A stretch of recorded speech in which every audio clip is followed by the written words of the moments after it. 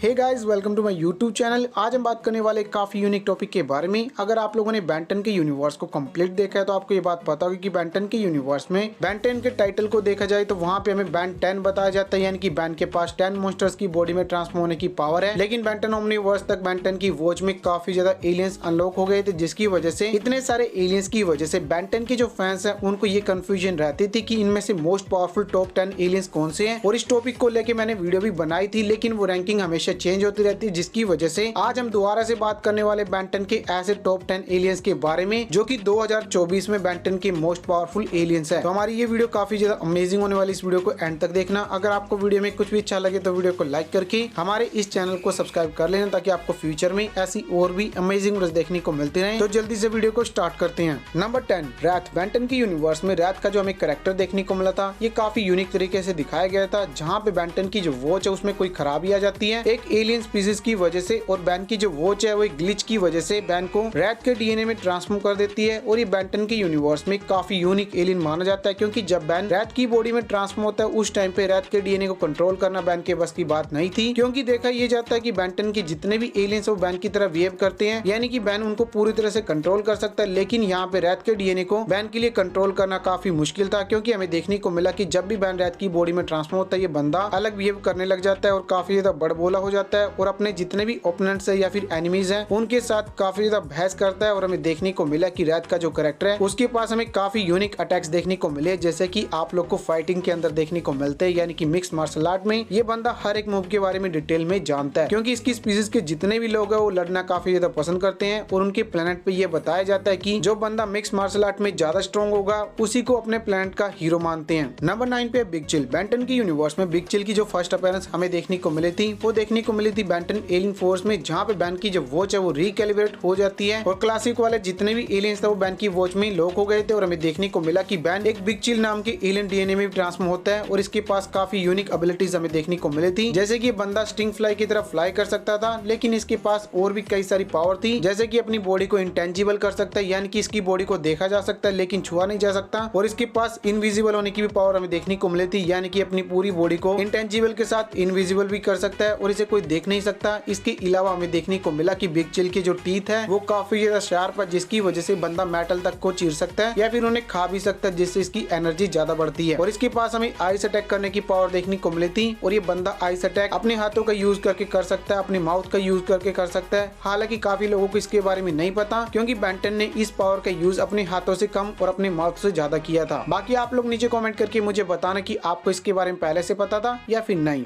Number 8 पे आता है ह्यूमंगसौर। बेन 10 के यूनिवर्स में ह्यूमंगसौर की जो फर्स्ट अपीयरेंस हमें देखने को मिली थी वो देखने को मिली थी बेन 10 एलियन फोर्स में, जहाँ पे बेन 10 का ये फेवरेट एलियन भी माना गया था, क्योंकि बेन 10 ह्यूमंगसौर का यूज काफी ज्यादा करता था। इसके पास हमें 4 आर्म्स की तरह फिजिकल पावर देखने को मिली थी। ये बंदा अपनी फिजिकल स्ट्रेंथ का यूज करके कई सारे बड़े बड़े ओपोनेंट्स को नॉकआउट कर चुका था, और ये बंदा बैटल के दौरान अपनी टेल का भी काफी यूज करता है, जो कि इसकी काफी ज्यादा हेल्प करती है। इसके अलावा ह्यूमंगसौर के पास एक स्पेशल एबिलिटी देखने को मिली थी कि ह्यूमंगसौर अपनी बॉडी के साइज को इंक्रीज कर सकता है, जिसकी वजह से इसका जो ओपोनेंट होता है वो काफी ज्यादा डर जाता है इसकी जायंट साइज को देख के। और कभी कभी बेन अपने एनिमीज को डराने के लिए इसके बड़े साइज का यूज करता था, जिसकी वजह से सामने वाला बंदा पहले ही नॉकआउट हो जाता था या बैटल को छोड़ के भाग जाता था। और ह्यूमंगसौर के बारे में एक काफी यूनिक फैक्ट मैं आपको बताता हूँ कि बेन 10 की सीरीज में ह्यूमंगसौर का जो कैरेक्टर है इकलौता ऐसा कैरेक्टर है जो कि बेन 10 के यूनिवर्स में सबसे ज्यादा दिखाया गया है, यानी कि बेन 10 इसी की बॉडी में सबसे ज्यादा ट्रांसफॉर्म हुआ है। आप लोग नीचे कमेंट करके मुझे बताना कि इसके बारे में आपको पता था या फिर नहीं।